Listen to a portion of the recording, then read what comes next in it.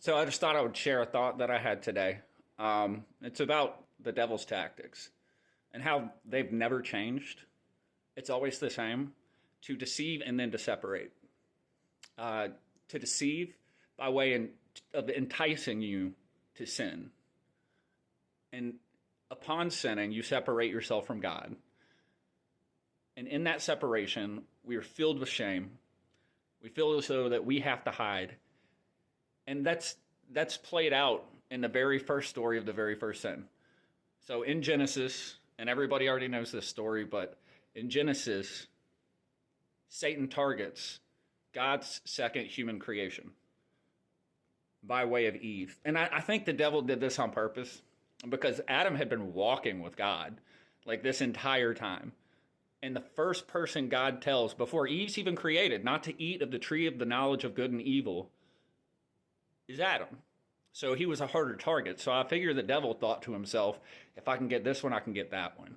So he entices Eve with a deception. Did God really tell you this? Does he really not want you to eat of it? It's going to make you like him. And so she falls for it and she eats of it.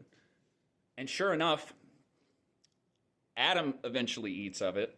And then they gain this knowledge of good and evil and become ashamed. They hear God coming in the midst of the garden and have to separate themselves from him, which is foolish. You have the knowledge of good and evil, but it didn't come with the knowledge of common sense that God is all-knowing. He knew this was going to happen. Because there's another tree in the garden, which represented a promise. And what hung from that tree was the fruit of life, eternal life, to walk eternally with God. The devil thought he had God defeated. But that was also foolish. Because, I think it was always a part of the plan. So God has to separate Adam and Eve from the garden because now they have the knowledge of good and evil. And having the knowledge of good and evil makes you susceptible to sin, which separates you from God.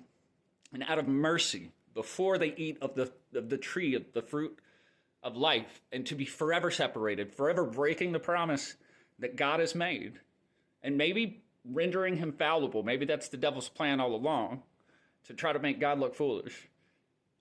God separates them from the garden. And the devil thinks he's won. He thinks he's broken the promise. But what he didn't really take into account was that one day, that promise would still be hanging from a tree in the form of Jesus Christ. I just thought that was awesome.